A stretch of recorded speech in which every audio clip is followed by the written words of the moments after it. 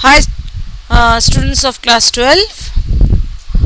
As in my early lectures, the earlier videos of a poem and a prose piece. The first one was on killing a tree, and the second one was thank you, ma'am.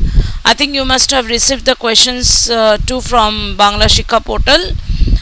We were asked to send the questions over there so that the tasks would be given from their end, and I think you have received the questions, activity questions, and you have completed the solving of the same, because it is no use I go on teaching and providing video lectures and you sit at home without your labor or without putting into effort any of your labor. Then that is of no use, because HS these days you might think that it's very easy to score marks, particularly the first rankers who have secured 499 out of 500. The girl, particularly the girl from Shakavat Memorial, we have her mark sheet. I have the mark sheet with me. She had posted it, and I eventually posted it to our school group. And if you want, I can post it to your group also. You can see that she received 99 in English.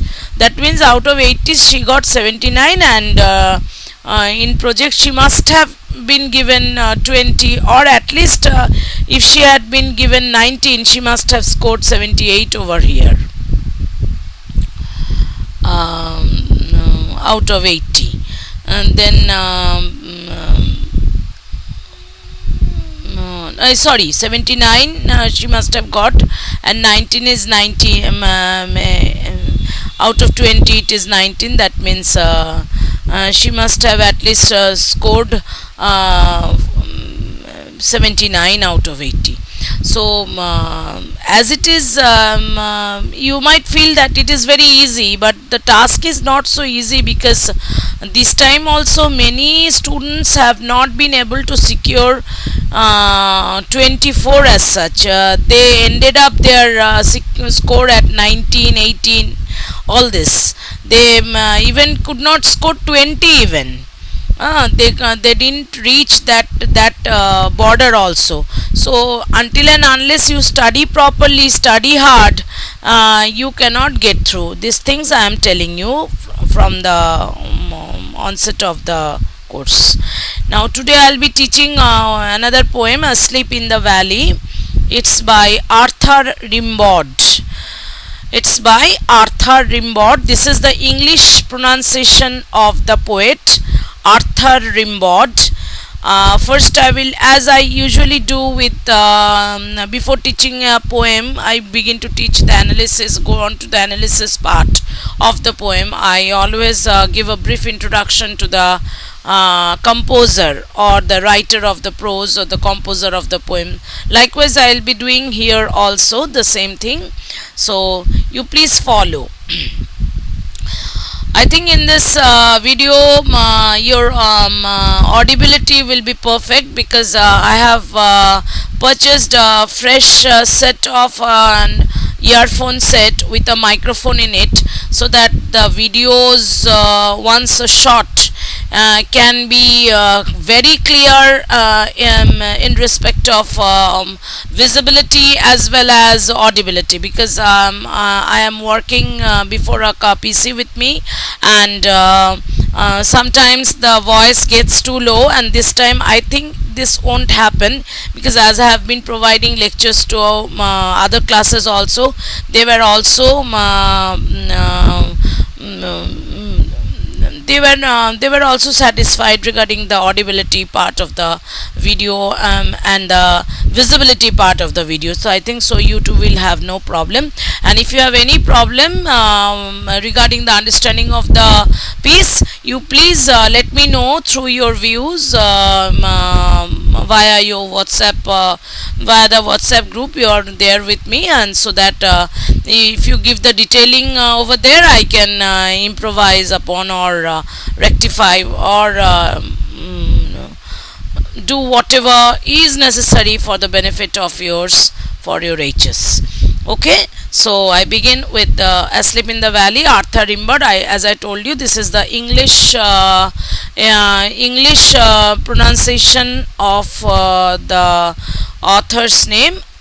The French pronunciation is, first of all, the full name of the composer is, please underline, because each and every part of the text is important for the HS examination, because questions are set from each and every minute nook and corner. Jean Nicolas Arthur Rimbaud. See, it is printed as Rimbaud over here in this pink part of the author's composer's name. It should be U is topsy-turvy. It must be U and not N. Jean Nicolas Arthur Rimbaud is pronounced in French. He is a French poet, and so his name is pronounced in French as Jean Nicolas Arthur Rimbaud. Jean Nicolas Arthur Rimbaud. Jean Nicolas Arthur Rimbaud. I am just calling out the pronunciation. It is not necessary for you to pronounce his name according to the French pronunciation. You can pronounce it very well in the English tone, and that will be better for you. Just to let you know of the French pronunciation, I repeat the pronunciation: Jean Nicolas Arthur Rimbaud. Jean Nicolas Arthur Rimbaud. Okay, 1854 and 1891, was a French poet from the 19th century. Underline 19th century. We are in the 21st century. He started writing poetry even before he reached his teens. Actually, he had started writing poetry when he was on the juncture of 12 and 13. At that time he started writing poetry, and by his 16th year he was an excellent writer, a composer of poetry. He stopped writing poetry at the age of 19. He didn't write for long. Every part you underline, because I told you that each and every minute details is important for ages. Okay. At the age of 19, he stopped writing poetry. His major works include To Music, Evening Prayer. The present poem, originally titled, this is also a French poem. The English pronunciation is Li Dormior Lival, Sleeper of the Valley. এটার মানেটা হচ্ছে sleeper of the valley. Sleeper মানে যে সে ঘুমোয়, ঘুমিয়ে থাকে, যে sleeper, SLEEPER, sleeper of the valley, এটার মানেটা হচ্ছে লি দরমিওর লিভাল। এটার ফ্রেঞ্চ প্রনাউন্সিয়েশন হচ্ছে ল ডমর লভল, ল ডমর লভল।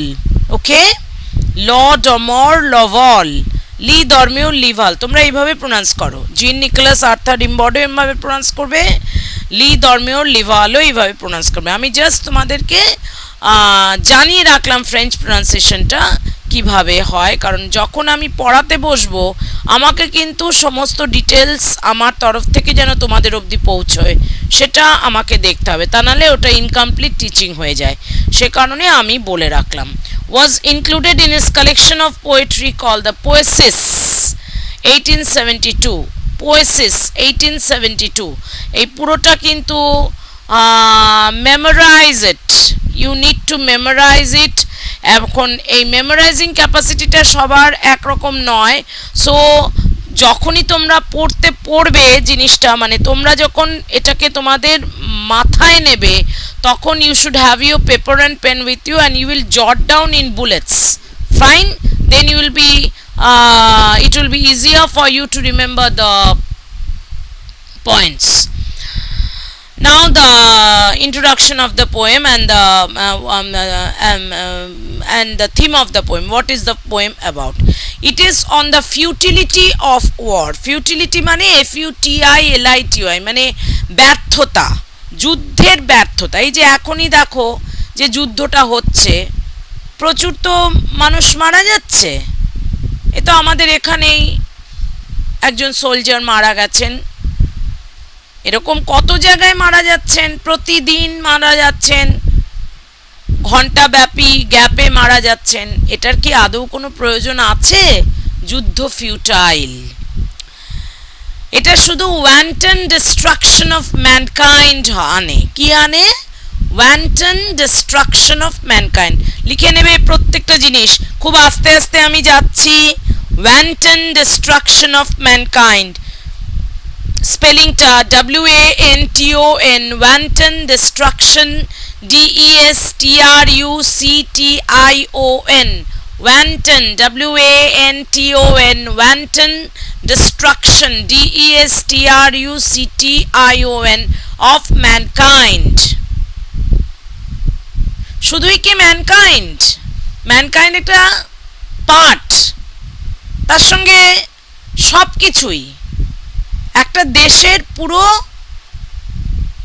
অর্থনৈতিক কাঠামো বলো, সামাজিক কাঠামো বলো, সব কিছুকে যুদ্ধ তছনছ করে দেয়। So it's existence is futile. That is Y war is futile, on the futility of war. Have you understood? Fine then. Now this poem is modeled on a sonnet. 14 line থাকবে। সনেটে তোমরা আগেও জেনেছো, তোমাদের ক্লাস 11-এ 9-10-এ আমি তোমাদেরকে যখন এগুলো earlier পড়িয়েছি, যে sonnet structure হচ্ছে 14 লাইন। কিন্তু এটা কিন্তু, এই সনেটটা কিন্তু ইটালিয়ান সনেট, মানে পেত্রার্কান সনেট, পেত্রার্কান সনেট ওপরে এটা মডেলড।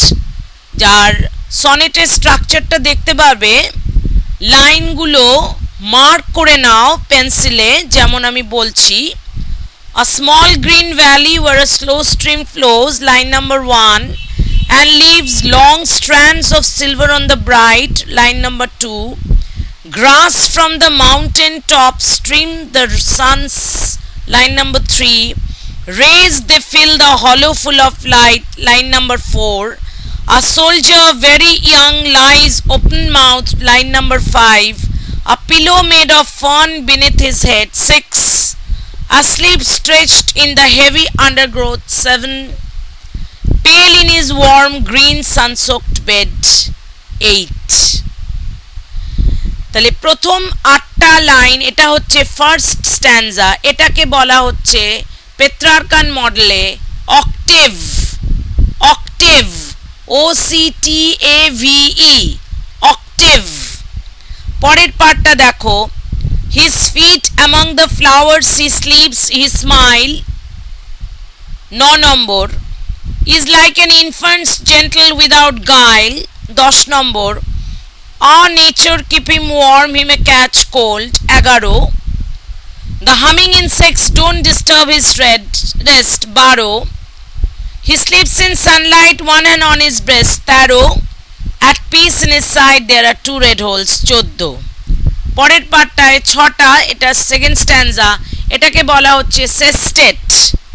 সেস্টেট, প্রত্যেকটা জিনিস খুব মাইনিউটলি শুনবে, তার কারণ প্রত্যেকটা নুক অ্যান্ড কর্নার থেকে প্রশ্ন হবে।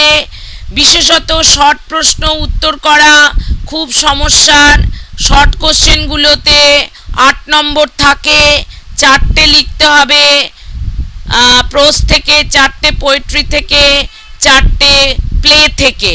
12 নম্বরের টোটাল হচ্ছে শর্ট কোশ্চেন, আর MCQ হচ্ছে প্রোজ থেকে 4টে, পোয়েট্রি থেকে 4টে, 8 নম্বর। 12 আর 8-এ 20 নম্বর। MCQ তাও হয়ে যায় গেস ওয়ার্ক ইত্যাদি ইত্যাদি থেকে, কিন্তু শর্ট কোশ্চেন হতে পারে না। 12তে অনেকে 0 কিন্তু পায়, আবার 10-এর ওপরেও মার্কস ওঠে। তো টার্গেট রাখবে 12তে 12ই তোলার, তা নাহলে 8-এ 8 তো বটেই, 12-তে 12, তাহলে 20-তে 20 হয়ে গেল। প্রজেক্ট যদি ভালো করে করো মিনিমাম 16-17 আশা করতে পারো, ভালো করে করলে, নালে তো কেউ দেবে না। কিছু না লিখে জমা দিলে তো সাদা পাতাতে ওপরে নম্বর দেবে না কেউ। 16-17 মিনিমাম পেতে পারো, 18-19ও পেতে পারো। 20 পাওয়াটা একটু টাফ হয়ে যায়, তাও ওঠে না যে তা নয়। এবারেই একটি মেয়ের উঠেছে, আর obviously she is the topper from your school, ওর উঠেছে। আর একটা জিনিস হচ্ছে তোমার 60 ওপরে, তাহলে বাকিটা রইল 60-র ওপরে।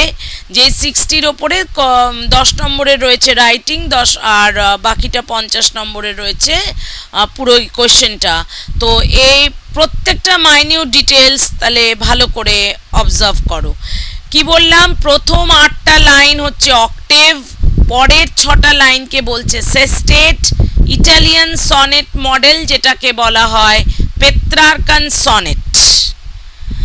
সনেট এমনিতে 4 প্রকারের হয়, পেত্রার্কান, শেক্সপিয়ারিয়ান, স্পেন্সারিয়ান আর মিল্টনের ওপরে মিল্টনিক। কিন্তু তোমাদের এইচএস এর সিলেবাসে সীমাবদ্ধ হচ্ছে পেত্রার্কান আর শেক্সপিয়ারিয়ান। পেত্রার্কানটা এখানে পড়ছো অ্যাসলিপ ইন দ্য ভ্যালি, শেক্সপিয়ারিয়ানটা পড়বে শেক্সপিয়ারের নাম্বার 18 সনেটে গিয়ে পড়বে সেটা, তখন সেই স্ট্রাকচারটা কি ওখানে বলবো। এবারে দেখো রাইমিং স্কিমটা দেখে নাও। রাইমিং স্কিমটা দেখো, a small green valley where a slow stream flows, যদি এটাকে এ ধরো তাহলে ব্রাইট কে ধরবে বি, সানস কে ধরবে এ, লাইট কে ধরবে বি, তাহলে কি আসছে এ বি। মাউথ কে ধরবে সি, হেড কে ধরবে সি, গ্রোথ কে ধরবে, গ্রোথ কে কি ধরবে, যদি ডি ধরো বেট কে ধরবে সি। ঠিক আছে, তাহলে A B C C D C. Okay, এই হচ্ছে মডেল যাচ্ছে। এটা হচ্ছে পেত্রার্কান মডেল যাচ্ছে। ইটালিয়ান সনেট আন্ডারলাইন করো, ওপরে লিখে নাও পেত্রার্কান সনেট। বানান শোনো, PETRAR CHAN, Petrarchan, PETRAR CHAN, Petrarchan. পেত্রার্কের নামকরণের ওপরে পেত্রার্কান সনেট। এবারে শোনো, the poet explores the inherent futility of war. Underline করো, কেন? কারণ উনি নিজে ফ্রাঙ্কো প্রুশিয়ান ওয়ারের সঙ্গে ওতপ্রোত জড়িত ছিলেন।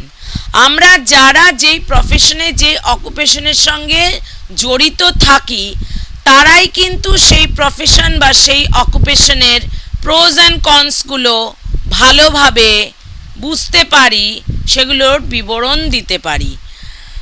19th সেঞ্চুরির পৃথিবীটা আজকে 21শ শতাব্দী বা 21st সেঞ্চুরির পৃথিবীর মতো ছিল না কখনোই। জর্জ বার্নার্ড শ তার একটি লেখা নাটকে আর্মস অ্যান্ড দ্য ম্যান, সেখানেও কিন্তু যুদ্ধকে কি করে গৌরবান্বিত করা হয়, মানে গ্লোরিফিকেশন করা হয়। গৌরবান্বিত ইংরেজি হচ্ছে গ্লোরিফিকেশন অফ ওয়ার, GLORIFICATION। আস্তে আস্তে বলছি, গৌরবান্বিত, আশা করি বাংলা বানানটা বলে দিতে হবে না। গ্লোরিফিকেশন GLORIFICATION, গ্লোরিফাই থেকে গ্লোরিফিকেশন শব্দটা এসছে। এখানে কি করছে, যুদ্ধকে গৌরবান্বিত করা হচ্ছে। কি করে গৌরবান্বিত করা হয় দেখো,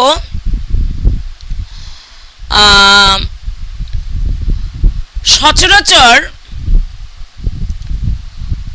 আমরা এই আজকের পৃথিবীতে কি চাই, হোয়াট ডু উই নিড, আমরা কোন দিকটাতে বেশি ফোকাস করি? Doctor, engineers, doctors, engineers, entrepreneurs, মানে ইন্ডাস্ট্রিয়ালিস্টস, প্রফেসর্স, এসব দিক থেকেই তো বেশি আমরা ফোকাস করি।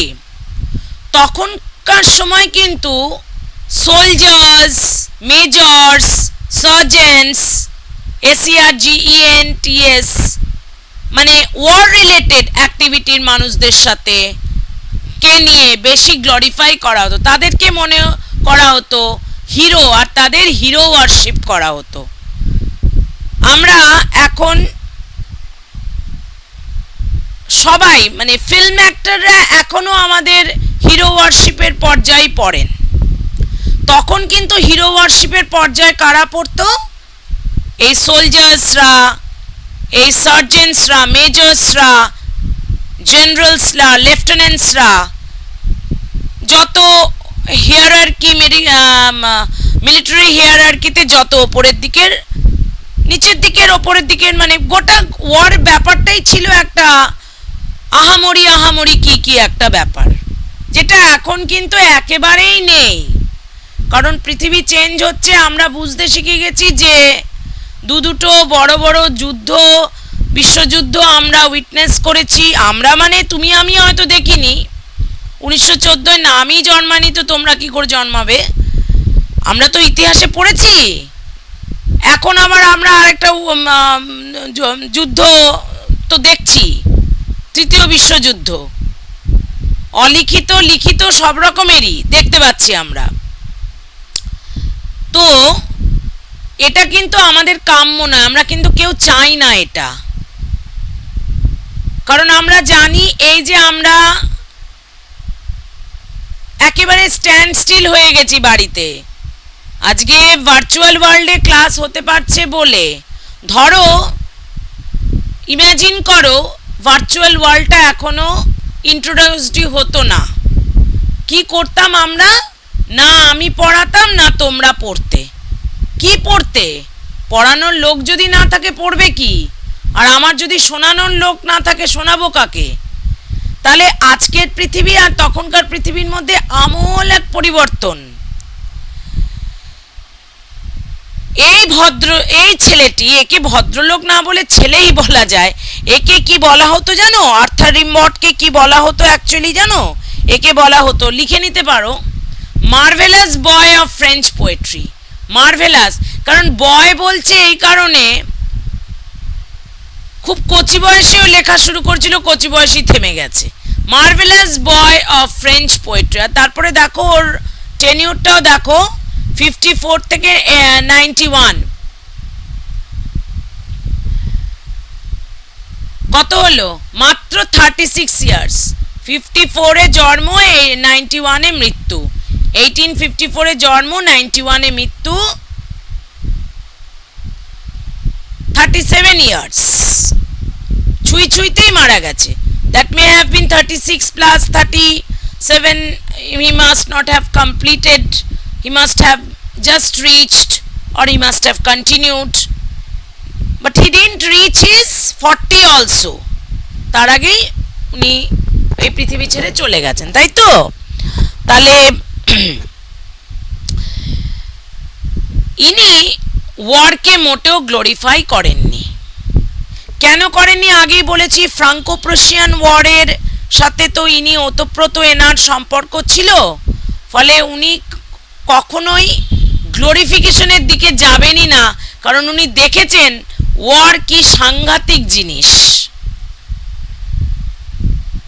এবারে তোমরা প্রশ্ন করতে পারছো না ভার্চুয়াল ক্লাস বলে, তোমাদের মনে প্রশ্ন আসতে পারে যে 19বিংশ শতাব্দীতে কি তাহলে এই চিন্তাটা আসেনি? না, আসেনি, কারণ টেকনোলজি সেইভাবে তো কোনোভাবেই তখন ছিল না। তখন মানুষের চিন্তাধারা সম্পূর্ণ অন্য গতিতে চলতো। আজকের পৃথিবীর সঙ্গে সেদিনকার পৃথিবীর কোনো তুলনাই চলে না।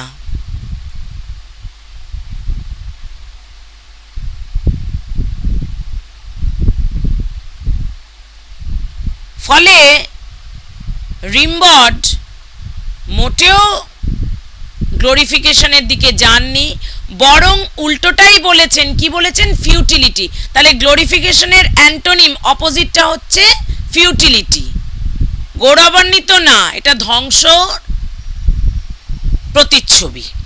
ক্লিয়ার হলো? এই কবিতা কিন্তু পড়াবো আমি পার্ট পার্ট করে, কারণ video lecture at a time এতক্ষণ দেওয়া আমাদের তো আর সেইভাবে অভ্যেস নেই। আর মোরওভার ক্লাসেও, ফিজিক্যাল ক্লাসেও আমি কি একদিনে পুরো কবিতা পড়িয়ে কখনো চলে গেছি বা গল্প পুরো পড়িয়ে দিয়েছি? তা তো না। তো পার্ট বাই পার্টই করাই, ওখানে দিন হিসেবে করাই, এখানে ঘন্টা হিসেবে করাবো, পার্ট হিসেবে করাবো। This theme is expressed in the contrasting images of bountiful nature. নেচারের দেখো প্রত্যেক জায়গায় কেন এরকম হয় আমি জানি না, এবারেও এইসব নতুন বইতেও নিশ্চয়ই হয়েছে।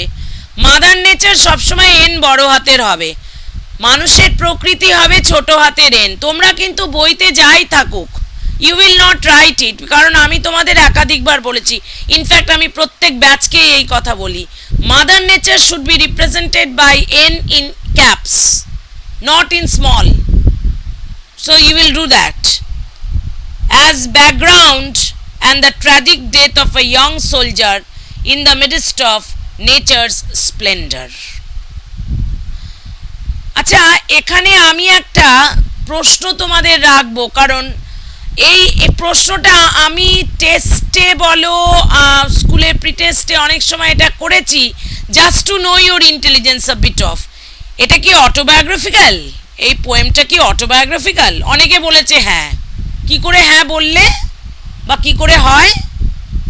অটোবায়োগ্রাফিক্যাল হলে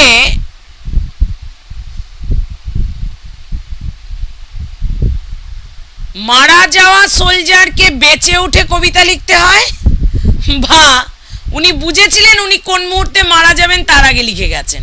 দুটোর কোনোটাই হয়নি। এখানে এমন একজন সোলজারের কথা বলা হয়েছে, তার যে সমস্যাগুলো বা তার সে যে কারণে মারা গেল, যে কারণে তার মৃত্যু ঘটল, সেই কারণগুলো কিন্তু anybody who is related, associated with warfare, তার জীবনে হতে পারে। এখানে যদি আমি অটোবায়োগ্রাফিক্যাল এলিমেন্ট কিছু খুঁজে পাই তাহলে পেলাম, আদারওয়াইজ স্ট্রং রুটসের মতন এটা মোটেও অটোবায়োগ্রাফিক্যাল নয়, এটা ন্যারেটিভ। ডিসক্রাইব করা হচ্ছে, ন্যারেট করা হচ্ছে, ডেসক্রিপটিভ ন্যারেটিভ, এটা বলা হচ্ছে। একজন সোলজারকে সাইট করেছে, কিন্তু সেই সোলজার হচ্ছে representing all other soldiers of the warfare who could have faced or who would have faced the similar fortune like this fellow. Clear হলো তোমাদের?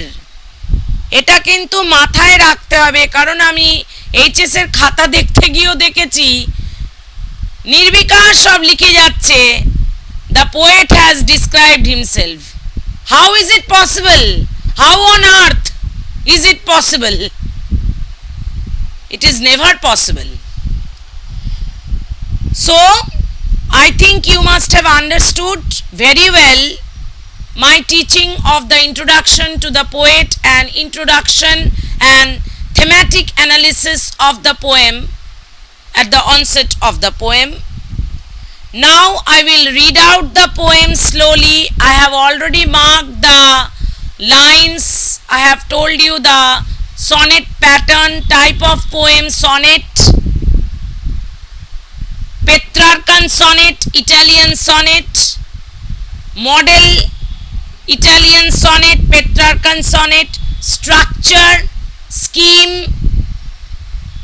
octave sestet, AB, AB, CC, CC, DC, right? All these are over. Now I will read out the poem minutely so that you can go and get into your brain the pronunciation of part of the poem. A small green valley where a slow stream flows and leaves long strands of silver on the bright. You will not stop here because bright doesn't have any pause. Bright grass. I repeat. While counting the lines, I did stop there. But while reading the poem, I will not stop there.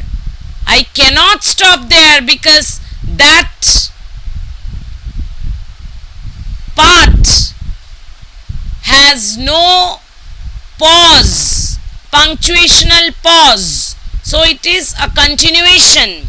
A small green valley where a slow stream flows and leaves long strands of silver on the bright grass. From the mountain top stream the sun's rays. They fill the hollow full of light. A soldier, very young, lies open-mouthed, a pillow made of fern beneath his head. Asleep, stretched in the heavy undergrowth, pale in his warm, green sun-soaked bed.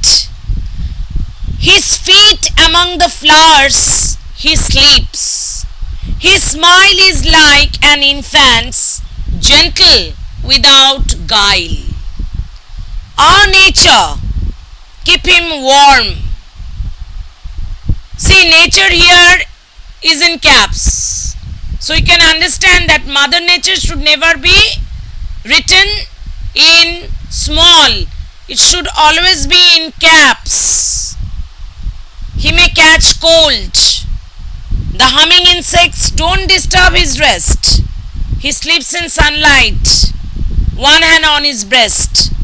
At peace in his side there are two red holes. So, this much is completed in the first part of the lecture session of the teaching of Asleep in the Valley. In the next part, I'll be analyzing the poem in octaves and sestet. Thereafter, in the third part, I shall be calling out the questions. MCQs and SAQs are not to be disclosed or declared or given in video lectures. The reading of the poem minutely and the understanding, and above all, I always request you to do this, memorizing, getting it by heart, because otherwise you cannot understand the context from where it is picked. You'll make a mess of it. For this, you need to memorize it, and the third part will follow with broad questions of 6 marks, bifurcated marks. So, I'll be back in the next video with the minute analysis of the entire poem. Till then, stay tuned. A request from my end to all my viewers of this channel who are watching this lecture. It's not only restricted to my students alone, that is the school where I teach, but it is open to public who are, everybody is welcome to view the channel, get benefited from it if you so desire. For this, it's a request that please like, share and subscribe the channel so that you can have fresh notifications. Thank you. Stay tuned.